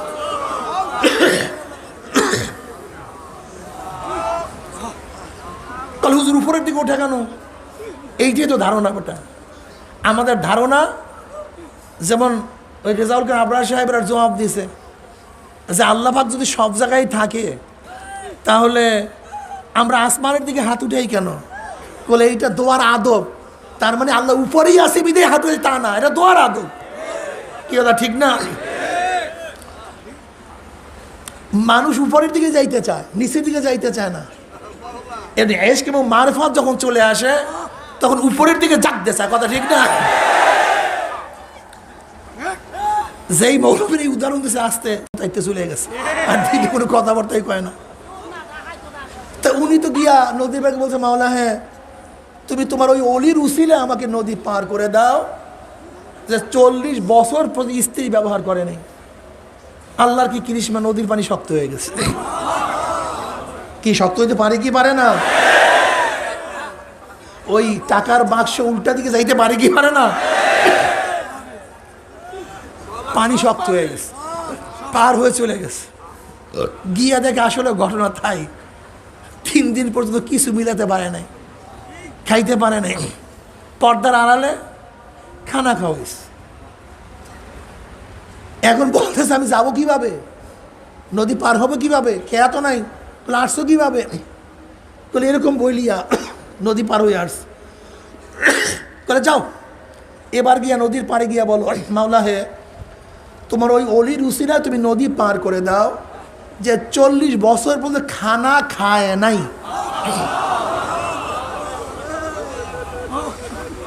এখন মহিলা আরো আশ্চর্য হয়ে গেছে। বলে এক মিথ্যা বলিয়া পার হয়ে আসছি, আর এই ব্যক্তি তো আগে পরে খানা খাইছি, আবার আমার সামনে খানা খাইলো, আর এখন বলতেছে 40 বছর পর্যন্ত খানা খায়নি। তো এক মিথ্যা বলিয়া যেহেতু পার হয়ে আসছে, দেখি আর এক মিথ্যার অবস্থাটা কি, আর এক মিথ্যার অবস্থাটা কি। গিয়া বলতেছে আল্লাহ তুমি তোমার ওই বান্দার উসিলে নদী পার করে দাও, যে 40 বছর পর্যন্ত খানা খায় নাই। আল্লাহর কি কৃষ্ণ, নদীর পানি শক্ত হয়ে গেছে, পার হয়ে চলে আসছে। এবার স্বামীকে বলতে, স্বামী গো তুমি আমার স্বামী, আমি তোমার স্ত্রী, তুমি আমাকে ব্যবহার করো কি করো না তুমিও জানো আমিও জানি, কিন্তু একটা মিথ্যা শিক্ষা দিচ্ছে। আর মিথ্যার কি তা আসি, নদীও পার হয়ে গেছে। তোমার বন্ধু তো আগে পরে খানা খাইছে, আর আমার সামনেই খানা খাইছে, সে একটা মিথ্যা শিক্ষা দিছে, আর মিথ্যার উচিত পার হয়েও আসছি, ঘটনাটা কি? এবার স্বামী বলতেছে দেখো আমিও মিথ্যা বলি নাই, আমার বন্ধুও মিথ্যা বলে নাই, তুমি বাহ্যিক দৃষ্টি দেখছো, কিন্তু আমি তো যেই কথা বলছি আমার মাওলা আমার কলমের দিকে তাকায় আছে। ইন্নাল্লাহ লা ইয়ানজুরু ইলা সুয়ারিকুম ওয়া আমওয়ালিকুম ওয়ালাকিন ইয়ানজুরু ইলা নিয়াতিকুম ওয়া কুলুবিকুম। আল্লাহ পাক কোন দিকে তাকায় থাকে? সব সময়। বাহ্যিক দৃষ্টি আল্লাহ করেন না তো। ইন্নাল্লাহ লা ইয়ানজুরু ইলা সুয়ারিকুম, তোমার কত সুন্দর চেহারা, তুমি কত বড় ধনী, কোন ব্যক্তি, কত বড় আলেম, কত বড় মুহাদ্দিস। লা ইয়ানজুরু ইলা সুয়ারিকুম ওয়া আমওয়ালিকুম, তুমি কত বড় টাকার মালিক, কত বিল্ডিং এর মালিক, কত ক্ষমতার মালিক না। ওয়ালাকিন ইয়ানজুরু ইলা নিয়াতিকুম ওয়া কুলুবিকুম, সব সময় কলবের দিকে। তা আমার মাওলা আমার কলবের দিকে তাকায় আছিল। আমি তোমাকে কি বলতে চাইছি দেখছে কে? আল্লাহ দেখছে। কল স্ত্রী শোনো, আমরা দুইজনে একই সাথে পীরের কাছে বুড়ি দিচ্ছি। এখানে আরেকটা কথা মনে রাখতে হবে, খুব ভালো মতো বুঝবেন। এখানে পীর বলতে হক্কানি পীর উদ্দেশ্য কি? পীর উদ্দেশ্য যেমন অমুক আলেম ফতুয়া দিছে, আলেমের মধ্যে ভণ্ড আছে কি নাই? এখানে ভণ্ড উদ্দেশ্য না, উদ্দেশ্য আলেম।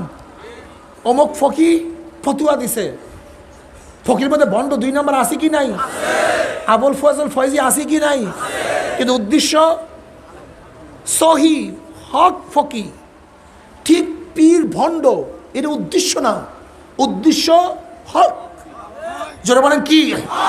হক, হক।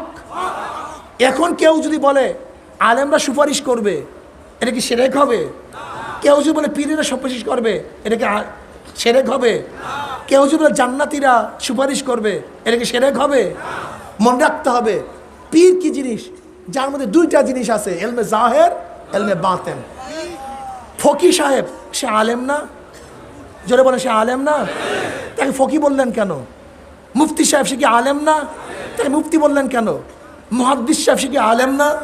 তাকে মুহাদ্দিস বললেন কেন? যেরকম মুহাদ্দিস সাহেব আলেম, কিন্তু হাদিসের বিশেষ গুণ তার মধ্যে আছে, এই জন্য মুহাদ্দিস বলছি। ফকি সাহেব আলেম, কিন্তু ফকি নফস, নিজের মধ্যে বহুত গভীর এলেম আছে, তার জন্য তাকে ফকি বলছি। মুফতি সাহেব আলেম, কিন্তু সে মোতালা করছে, রেফারেন্সে ফতুয়া দেওয়ার যোগ্যতা অর্জন করছে, এর জন্য আমি তাকে মুফতি বলছি। আদিব সাহেব আলেম, সাহিত্যকতার জ্ঞান তার মধ্যে আছে, এর জন্য আদিব বলছি। পীর সাহেব আলেম, কিন্তু এলমে মারিফতের গুণ তার মধ্যে আছে, এর জন্য পীর বলছি। আলেম না তা না, বিশেষ গুণ তার মধ্যে আছে, এর জন্য আমি তাকে পীর বলছি। এখানে পীর বলতে তুমি ওই আট্রসি মনে করছো নাকি? এটা পীর বলতে মাসবাড়ির মনে করছো নাকি? এটা পীর বলতে রাজারবাগি মনে করছো নাকি? ওই ভণ্ড সাহিত্য মনে করছো নাকি? পীর বলতে যার মধ্যে এলমে শরীয়ত, এলমে মারিফত উভয় আছে, তাকেই পীর বলছি। এখন কেউ যদি বলে পীর তার মুরিদের জন্য সুপারিশ করবে, এটা কি হবে? আসলে তোমার সুপারিশের হাদিসে জানা নেই, এই বিষয়ে গত বছর আলোচনা করছি, শুনিয়া নিও। এবার বলতেছে দুইজন একই সাথে পীর সাহেবের কাছে মুরিদ হয়েছে। পীর সাহেব বলছেন, বাবা যা কিছু করো লিল্লাহি রাব্বিল আলামিন, মাওলার জন্য করিও, রেজায় মাওলার জন্য করিও।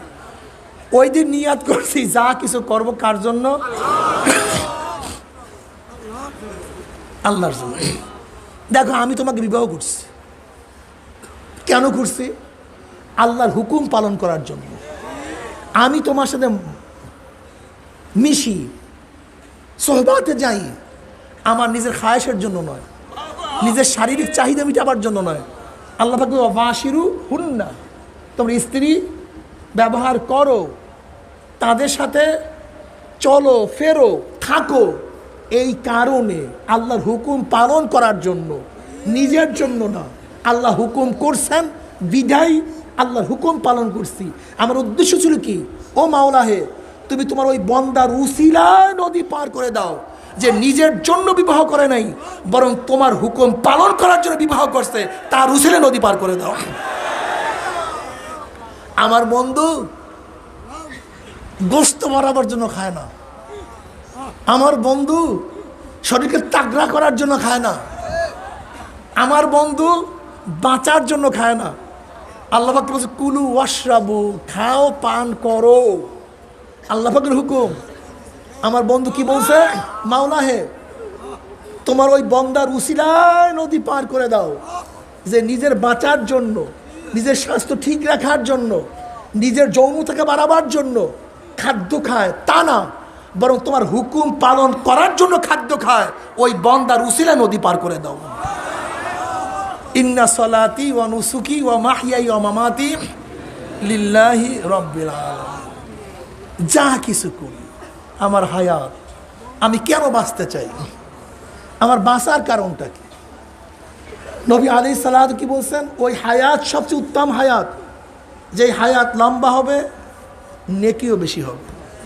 ওই হায়াত নিকৃষ্ট হায়াত, যেই হায়াত লম্বা হবে গুনাহও বেশি হবে। আমি বাঁচতে চাই কেন? আগামীকাল বাঁচলে আমার 5 ওয়াক্ত নামাজ আমল নামায় বেশি জমা হয়ে যাবে।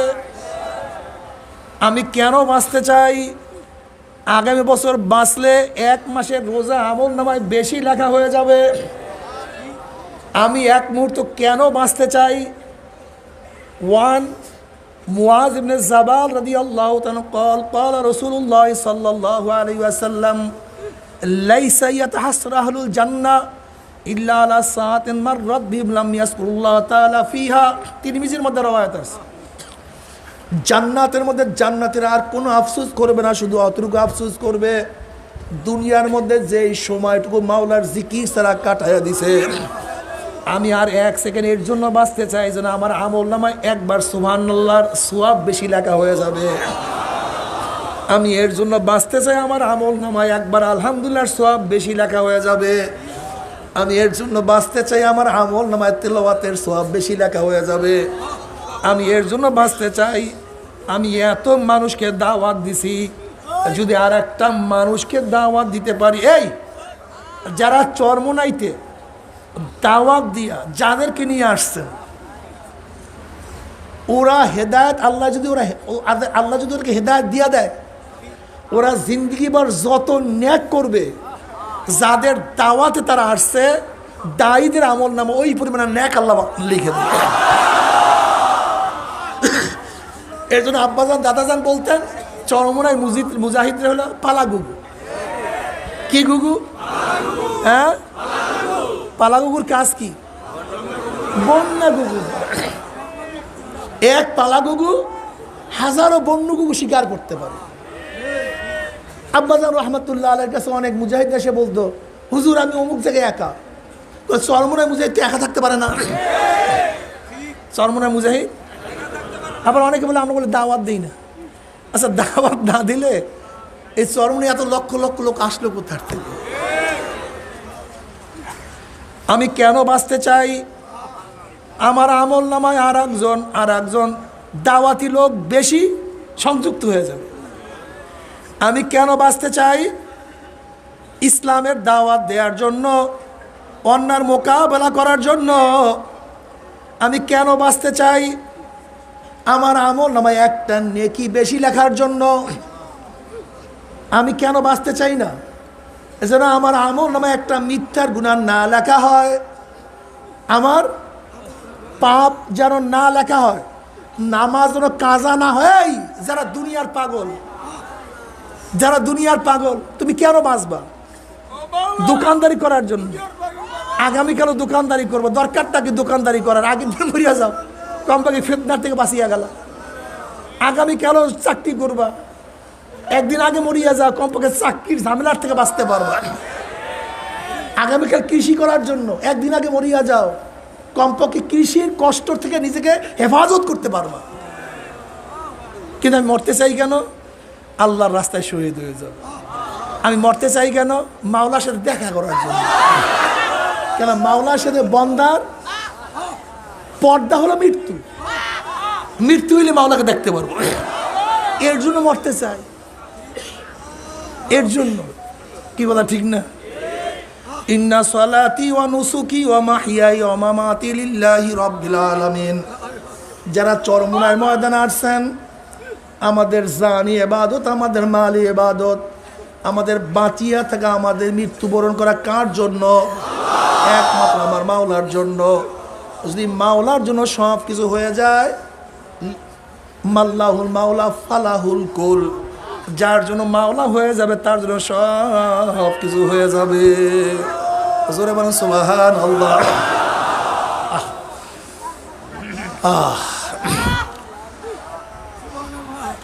এ আমার চরমোনাই মুজাহিদ বাবারা, এ আমার ছাত্র বাবারা, এ আমার মুরব্বী বাবারা, যারা চরমোনাইতে আসছেন, আমাদের জাহিরি আমলকেও শুদ্ধ করতে হবে, আমাদের বাতিনি আমলকেও শুদ্ধ করতে হবে। রিয়া রাখা যাবে না, কেবের রাখা যাবে না। কেবের সবচেয়ে মারাত্মক এক গুনাহ, বরক্ত। এটা আল্লাহ সহ্যই করতে পারে না। সহ্যই, যার মধ্যে বরক্ত আছে তাকে আল্লাহ মাহরুম করিয়ে দেন। আল্লামা থানবী রহমাতুল্লাহ একটা ঘটনা নিয়ে আসছেন। হজরত আব্দুল কাদের জেলানী রহমাতুল্লাহ আলাই, জুয়ান মানুষ, আব্দুল কাদের জেলানী রহমাতুল্লাহ জুয়ান মানুষ, তিনি রওনা করছেন এক আল্লাহর ওলির সাথে সাক্ষাৎ করার জন্য। পথির মধ্যে আরও 2 ব্যক্তির সাথে সাক্ষাৎ করে। ভাই আপনারা কোথায় যান? বলে আমরা ওই ব্যক্তির সাথে দেখা করার জন্য যাইতে আছি, অমুক আলেমের সাথে দেখা করার জন্য যাইতে আছি। এখন পরস্পরে আলোচনা করতে আছে, তুমি কেন যাও, আপনি কেন যান, আপনি কেন যান। তখন এক ব্যক্তি বলতে আছে, আমার সচ্ছলতা নাই, আমার টাকা পয়সা নাই, কাজে যাই বুজুর্গর কাছে দোয়া আনার জন্য, দেখি আল্লাহ পাক আমাকে সচ্ছল করে দেন কিনা। বলে আপনি কেন যান? ইবনে সেক্কার নামে এক ব্যক্তি। বলে আপনি কেন যান? বলে আমি যাই ওনার এলেম পরীক্ষা করার জন্য। খালি কি বুজুর্গ নাকি এলেম কালাম কিছু আছে, একটু পরীক্ষা করবো, এমন কিছু প্রশ্ন আমি ঠিক করছি সে তার জবাব দিতে পারবে না, আমি এর জন্য যাইতে আছি। বলে বাবা তুমি কেন যাও?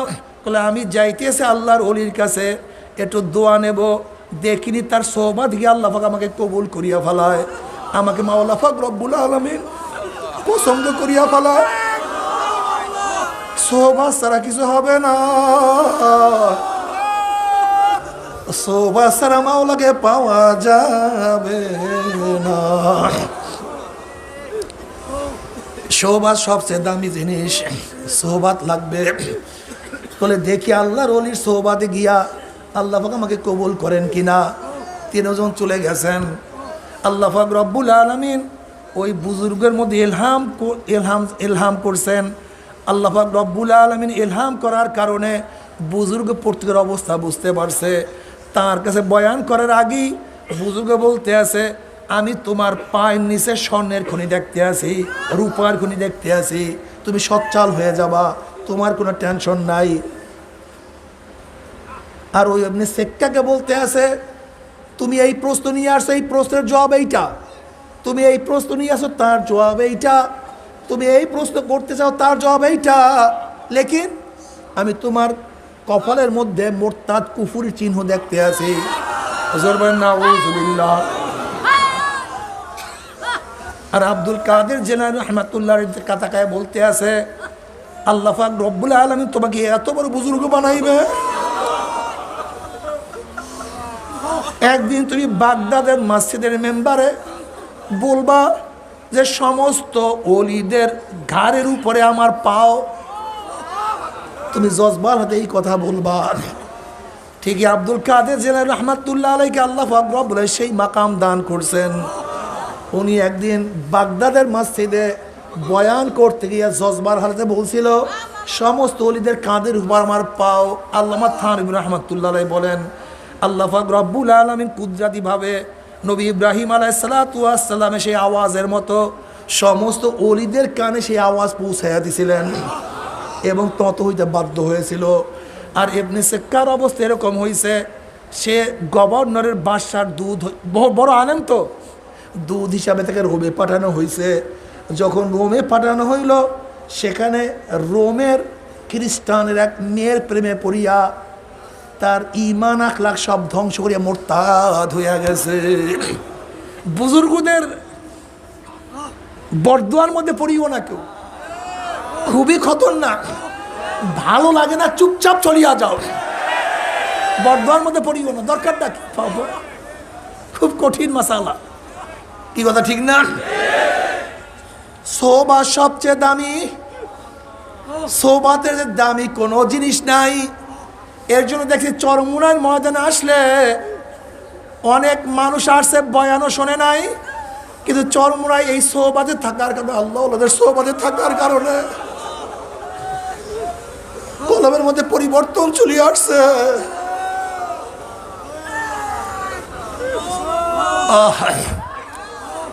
এখানে কি যে মজা, কিন্তু খবরদার কলব হইতে হবে, পাথুরিয়া কলব হবে না, পাথুরিয়া কলব হবে না। যদি কলব সুন্দর হয়, দেখবা কলবের মধ্যে কি যে হালাত পয়দা হয়ে যায়, ওই হালাত কাউকে বোঝানো সম্ভব না। আব্বাজান রাহমাতুল্লাহ আলাইহি বলতেন, চরমুনাই ময়দানে অনেক মানুষ আসে, আসার পর থেকে আর খানা খায় না।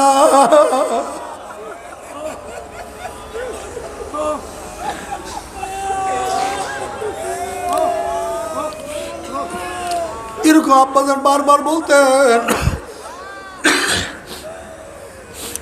কিন্তু সেই লোককে অনেকবার খোঁজার চেষ্টা করছি, কিন্তু এবার ঢাকায় সেই ব্যক্তির এক নাতি আমার সাথে বলতে আছে, হুজুর আমার দাদা চরমুনাই ময়দানে ঢোকার পর থেকে ফেরার আগ পর্যন্ত এক লোকমাও খানা খাইতেন না। বাবারে,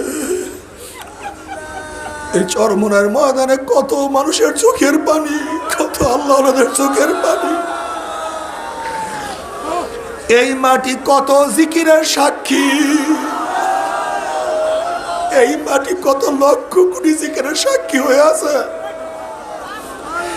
এই জমিনের ঘাস কত জিকিরের সাক্ষী বহন করে।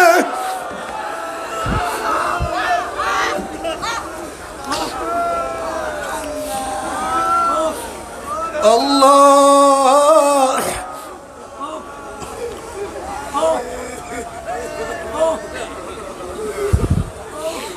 বাবারা আল্লাহর কাছে দোয়া করো, মাওলা যাদেরকে চরমুনায় নিয়ে আসছো হেদায়েতের মালা না পরাইয়া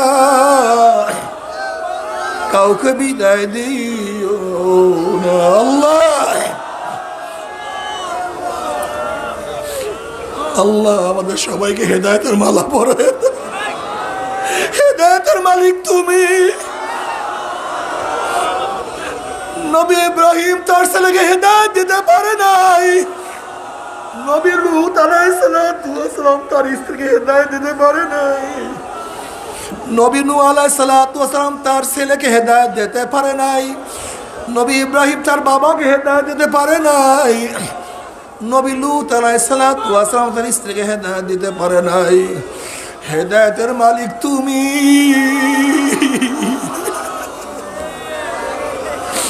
হেদায়েতের মালিক তুমি। হেদায়েতের মালা না পরাইয়া কাউকে বিদায় দিও না।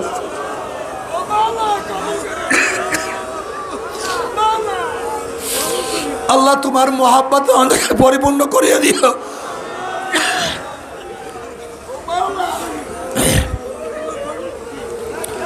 আল্লাহ বাবারে যে মাওলা হেদায়েত দিয়াই দেয়, আর কোনো টেনশন নাই, আর কোনো চিন্তা নাই। যদি হেদায়েত পাইয়াই যায় কবরেও শান্তি, কিয়ামতেও শান্তি, মিজানেও শান্তি, পুসরাতেও শান্তি। জনাবে মুহাম্মদ রাসূলুল্লাহ সাল্লাল্লাহু আলাইহি ওয়াসাল্লাম ডাকিয়া ডাকিয়া নিজের হাতে হাউজে কাউসারে পানি পান করাইয়া দিবে। আল্লাহ তুমি কবুল করিয়া নাও। জনাবে মুহাম্মদ রাসূলুল্লাহ সাল্লাল্লাহু আলাইহি ওয়াসাল্লাম নিজেই বলছেন আমাকে 3টা জায়গায় খোঁজ করিও। কিয়ামতের ময়দানে 3টা জায়গা আমাকে খোঁজ করিও। মিজানের জায়গা আমাকে খোঁজ করিও, হাউজের কাছে আমাকে খোঁজ করিও, পুলসরাতের কিনারে আমাকে খোঁজ করিও।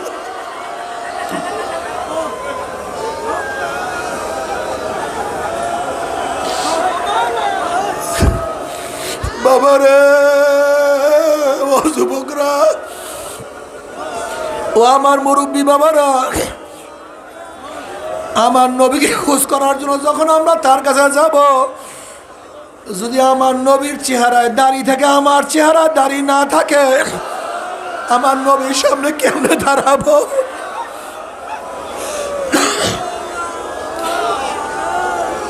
যদি আমার নবীর মাথায় টুপি থাকে, আমার মাথায় টুপি না থাকে, যদি আমার নবীর পোশাকের সাথে আমার পোশাকের মিল না থাকে, যদি আমার নবীর দলের সাথে আমার দলের মিল না থাকে, যদি আমার নবীর আদর্শ নীতির সাথে আমার আদর্শ নীতির মিল না থাকে, যদি আমার নেতার সাথে আমার নবীর নেতার মিল না থাকে, বাবারে যদি আমার নেতার সাথে আমার নবীর মিল না থাকে, আমার নবীকে চিনতে পারবো না, আমার নবী আমাদেরকে চিনবে না। আল্লাহ আল্লাহ তুমি আমাদের সবাইকে মাফ করিয়া দাও। বাবারে সাহাবায়ে কেরাম রিদওয়ানুল্লাহি তাআলা আলাইহিম আজমাইন নবী আলাইহিস সালাতু ওয়াস সালামের প্রশ্ন, ইয়া নবী আল্লাহ, ইয়া রাসূলুল্লাহ, কিয়ামতের ময়দানে কোটি কোটি মানুষ উঠবে, আপনি আমাদেরকে চিনবেন কিভাবে? নবী আলাইহিস সালাতু ওয়াস সালাম বলেন, হে আমার সাহাবারা, লক্ষ লক্ষ ঘোড়ার মধ্যে কোনো ঘোড়ার যদি কপালের মধ্যে সাদা থাকে, চাঁদ থাকে, পাওগুলো যদি সাদা থাকে, তাকে বের করতে কোনো কষ্ট হয় না কি? বলে না, কোনো কষ্ট হয় না। বলে আমার উম্মতের কিয়ামতের ময়দানে সেজদার চিহ্নের জায়গার থেকে নূর ঝলকাইতে থাকবে, উজুর জায়গাগুলো সব নূর হয়ে যাবে। আল্লাহ কবুল করিয়া না বাবারে, আল্লাহ তুমি কবুল করিয়া না।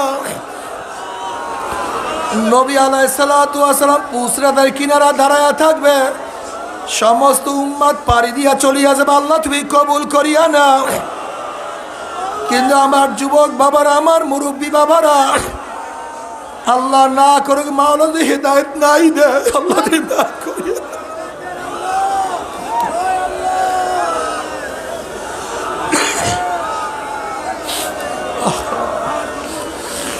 যদি মাওলা হেদায়েত নাই দে,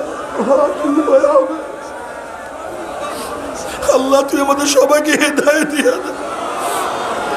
ইহদিনা সিরাতাল মুস্তাকিম,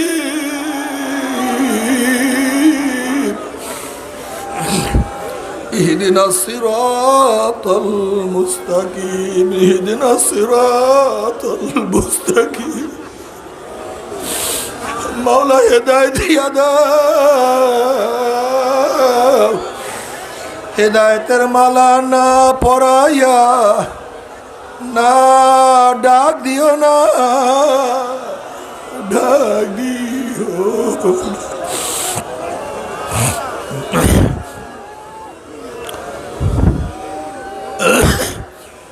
আল্লাহ না করুক, আল্লাহ না করুক, যদি নাফরমান হইয়া গুনাহ নিয়া কিয়ামতের ময়দানে ওঠো, কি যে অবস্থা।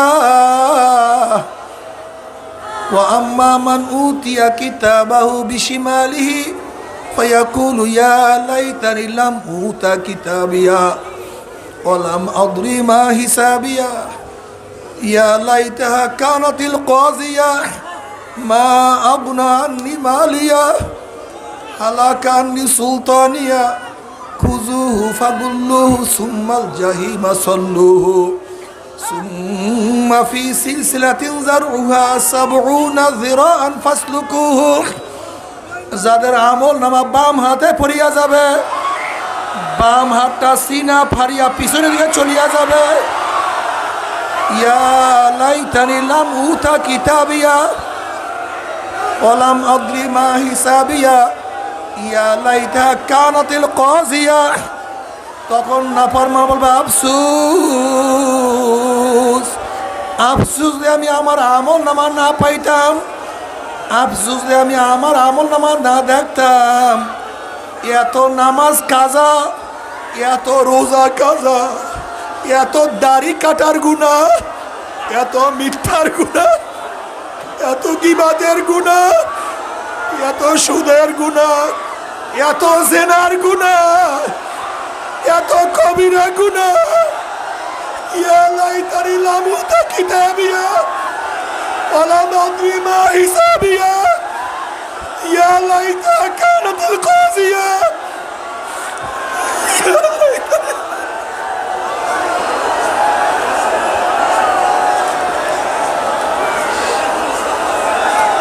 আল্লাহ আমাদের মাফ করিয়া দাও।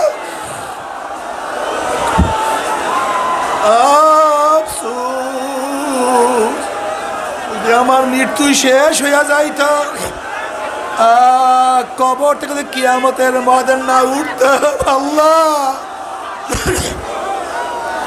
আল্লাহ তুই আমাদের সবাইকে মাফ করিয়া দাও, আমাদের সবাইকে ক্ষমা করিয়া দাও। আল্লাহ রে মাফ করিয়া দাও।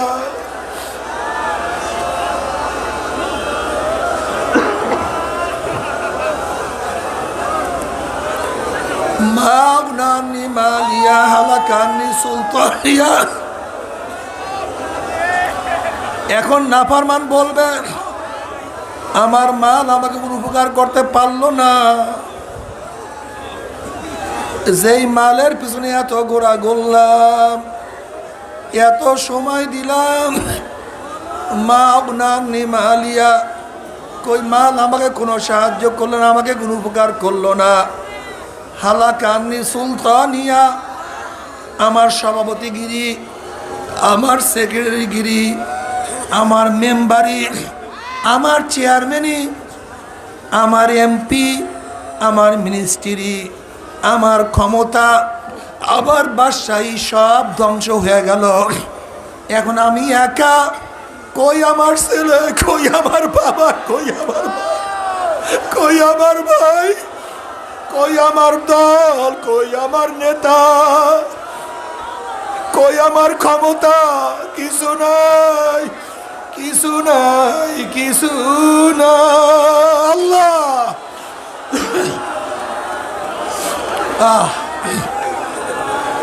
নাই কিছু। হাদিসের মধ্যে আসছে নাফরমান আফসোস করবে, আফসোস করবে, আর আঙ্গুল চাবাইলা শুরু করবে, হাত চাবানো শুরু করবে, হাত চাবাইতে চাবাইতে চাবাইতে চাবাইতে সব ফাঁসা ফাঁসা করিয়া ভালাইবে। আল্লাহ তুমি আমাদের মাফ করিয়া দাও।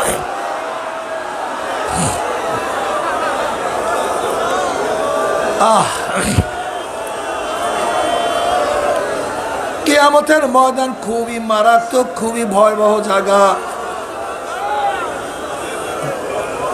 জনাবে মুহাম্মদ রাসূলুল্লাহ সাল্লাল্লাহু আলাইহি ওয়াসাল্লাম ফরমান, কিয়ামতের ময়দানে সমস্ত মানুষ উলঙ্গ অবস্থায় উঠবে। আম্মা জান আয়েশা রাদিয়াল্লাহু বলেন, ইয়া নবী আল্লাহ, ইয়া রাসূলুল্লাহ, আমরাও কি কিয়ামতের ময়দানে উলঙ্গ অবস্থায় উঠবো নাকি? বলে, তোমরা উলঙ্গ অবস্থায় উঠবা? বলে, আমাদেরকে লজ্জা লাগবে না, আমাদেরকে শরম লাগবে না?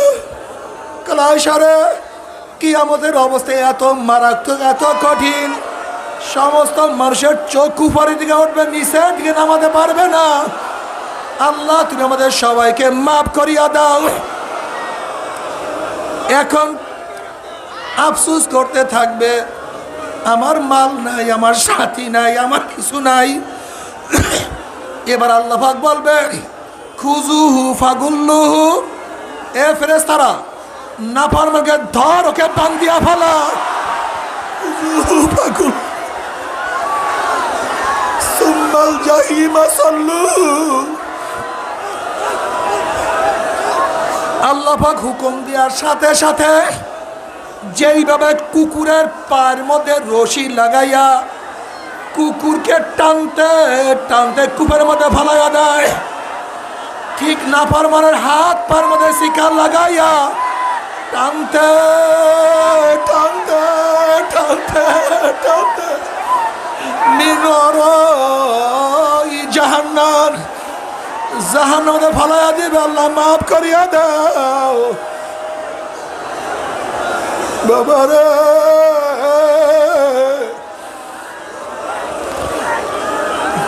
মাওলাকে রাজি খুশি না করিয়া কেউ মাওলার কবরে যাইও না।